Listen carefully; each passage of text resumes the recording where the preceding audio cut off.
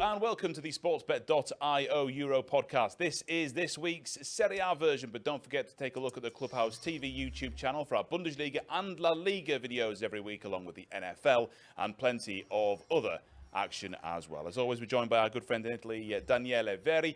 We're going to talk about this week's Serie A action. Daniele, we're going to start with Cagliari against Atalanta. Now, we're recording this on Wednesday morning. Last night, Atalanta were involved in a real ding-dong affair, narrowly losing out to Real Madrid. Their overall form, of course, is absolutely extraordinary. Just talk us through that game last night, though, first. Did they deserve to lose, and did they look good or bad? No, they look good. They look good. I mean, they fought all of the game. I mean, consider they lost 3-2 at home to Real Madrid. It's true, they aren't going through a fantastic period in Europe, not at all. But still, if they win the game in hand they have in Spain, they're top of the table in Spain. They're still a club, a team that can field those three players who scored last night. Yeah. So Vinicius, Mbappe, and Bellingham. So they're probably worth 1 billion euro if you put them together. I mean, they fought 2-2, played a massive game, had the chance to score 3-3. Retegui, in a season in which he never fails any goal, he misses one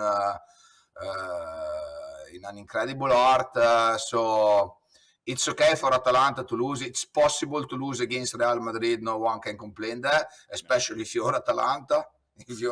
So we are talking Atalanta giving a proper game to Real Madrid. So, I mean, they must be happy. They would have been even happier if they got the draw they deserve, but fair enough. They've got all of the chances to go through within the first 8 of the table, so qualify directly. Yeah, and look, at the end of the day, like you say, losing to Real Madrid there's no shame in that. They are top of Serie A. No way.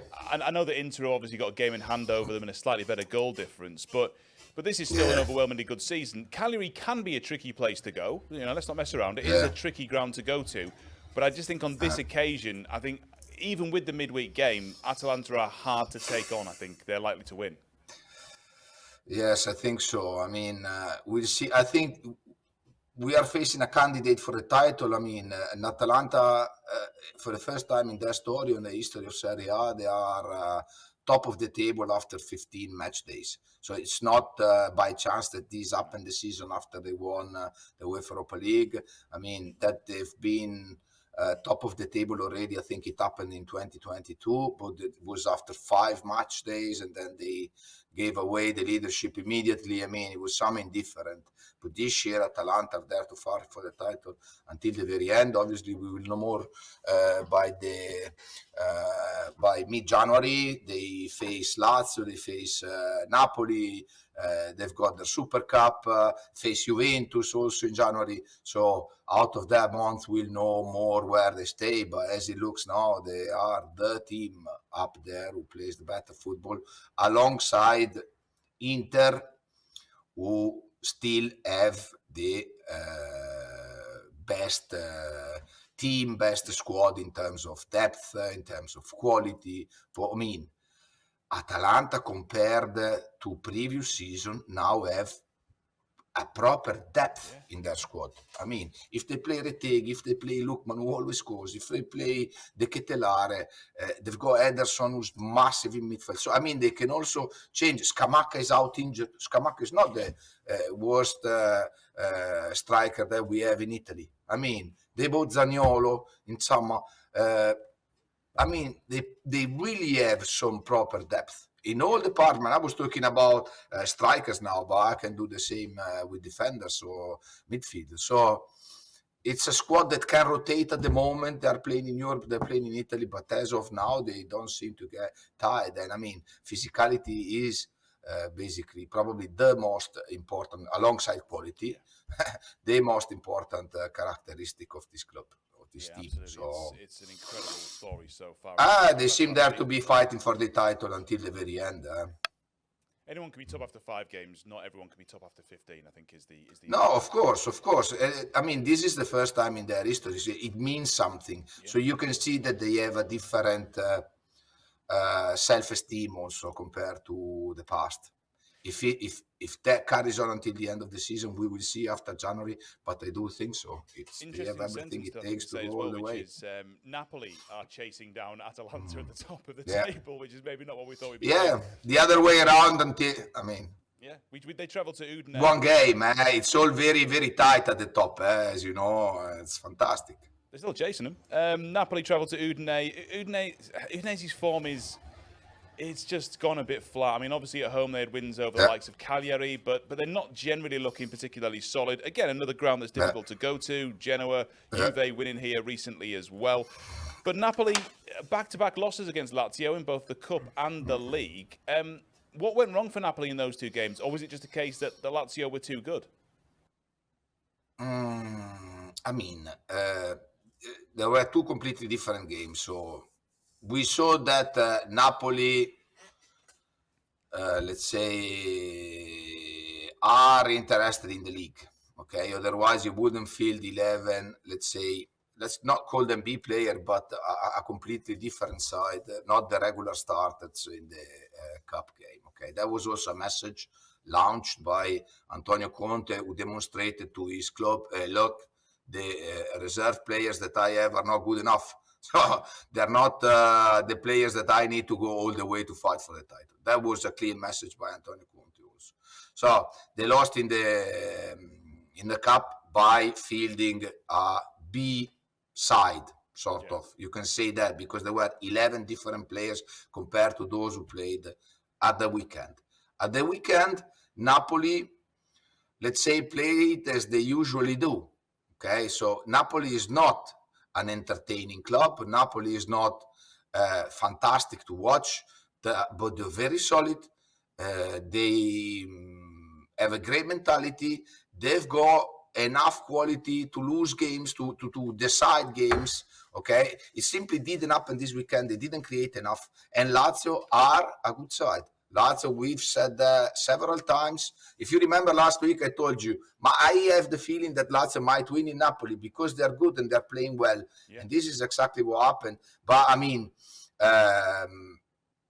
Lazio, it was an even game. So if it finished 0-0, that would have been probably fairer also on Napoli.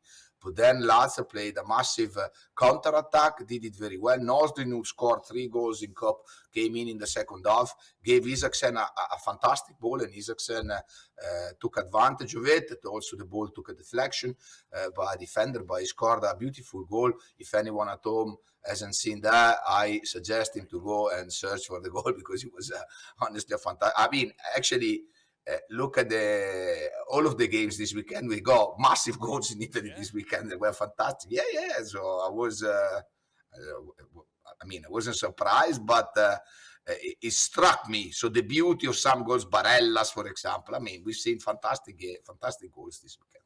And among those was also Isaksen, who controlled the ball very well, went into the inside with the left curl shot. Fantastic. Lazio are a good side, mate. So now it's official. At the latest now, people have to recognize that Lazio, but people have seen it and recognized it long enough, or long ago, I would say. So from the beginning of the season, Lazio are playing well. They've got the opportunity also to do some rotating up front, also at the back. So Guendouzi is playing fantastic. Guendouzi, who you know in England from his side at Arsenal, is playing fantastic football. So is pivotal in the Lazio squad at the moment. And up front, they've got good players. They can score goals. And Baroni, the manager, we've been chatting this at the beginning of the season. It took him 60 years to play his European games for the first time, but he's doing very well in the UEFA Europa League. He won all games apart from one at home last time out when they dominated the game for 90 minutes against Ludogorets. They just missed the goal. So basically, apart from that, and in the league, they're playing fantastic. They are playing fantastic. Well, we'll jump to that game against Inter then, shall we? Because obviously there's another game to talk about as well, but we might as well, as we're talking Lazio, talk the Inter game. The likes of Lautaro Martinez still a little out of form, obviously, and can still drop an occasional kind of flat or weak or poor performance in, as we of course saw in the Champions League this week as well. And to that end, with the way that you've spoken about Lazio, with the way that we know that Inter can be brilliant and obviously are in the mix for the title, but also can be a bit flat, Lazio, I think, are worth supporting in that game. Allora, let's see what happened yesterday first. No, I'm just putting it. I'm just putting it into perspective. Yeah. What I mean is that Inter probably thought that the Lazio game was more important than the Leverkusen game. Otherwise, I don't understand why Simone Inzaghi only let 4 of his, let's say, top players. He's got a wide squad, but 4 of his top players play from the start. Okay, he thought he prepared a very defensive game last night. So Sommer didn't risk much, but the opponent goalkeeper didn't risk nothing at all. They wanted to play for a draw in order not to waste too many energies, in order to do some turnover, okay, in terms of player ahead of the weekend. It all went well until the 90th minute, and then they scored a goal. So Leverkusen scored a goal in the 90th minute. That was what Inter often does in Europe, okay? So slows down a little bit.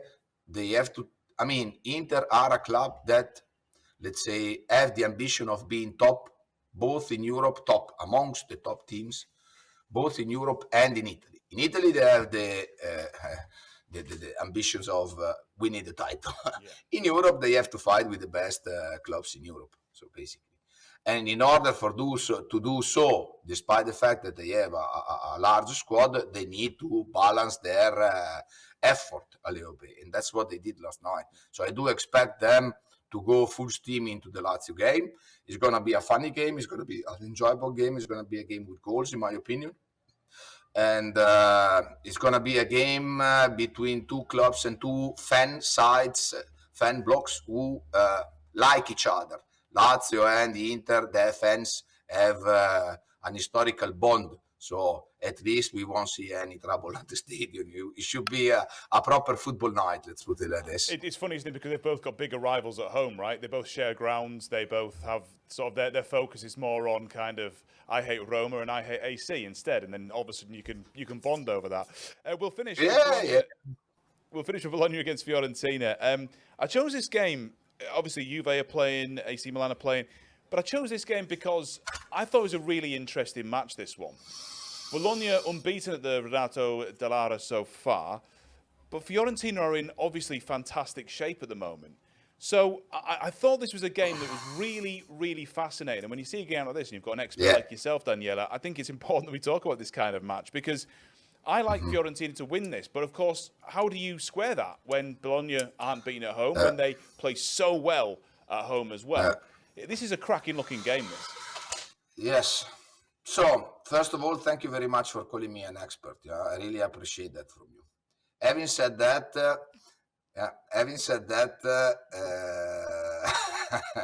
it's a difficult game to predict. I mean, it's almost an impossible game to play.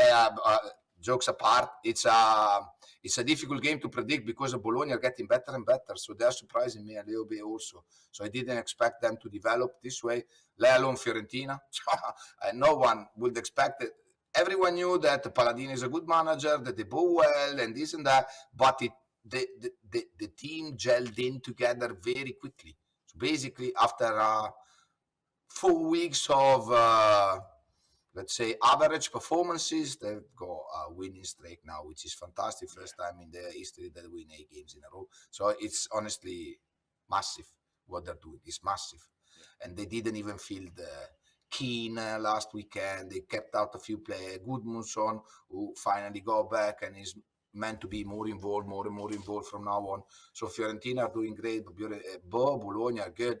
Bologna would have deserved to come away with the 3 points from Turin against Juventus last weekend, definitely.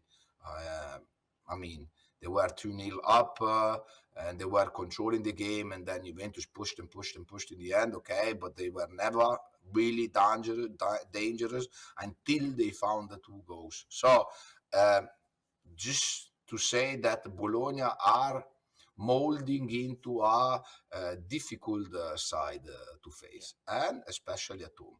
So it's hard for me to do a prediction because this game can honestly go or can honestly finish with any results. Basically, can go any way, and it might be details. It might be situation that decide the game. I mean, a free kick in or out, or a corner kick with a proper header or not. These are things that you cannot really predict. I mean, somehow Fiorentina at some point will have to stop winning. So you can't win That's one way of looking at it, yeah. all games until the end of the season, you know what I mean? Yeah. So Bologna could be a place where they stop winning, in my opinion. So because of the fact that I've seen Bologna playing good football, Dendoi, who was struggling with scoring goals, he scored 3 within a week. Let's see if this is the start of a trend or if this is one-off. Let's call it like this. Let's put it like this. But I mean, they are playing well. They've got good players, and I mean, even Italiano, who was basically Fiorentina manager last season, this is also a point of interest of this game because Fiorentina players will be, I guess, motivated enough against their former manager. He's surprising me in terms of the way he let his squad play, to play better than I expected. It's going to be, that's why it's such an interesting game, because it is so hard to play. Yeah. A big thank you as always then to our expert Daniele Veri, and we'll speak to him again ahead of the next round of Serie A fixtures. And again, don't forget to look at all of the content on the sportsbet.io Clubhouse TV YouTube channel.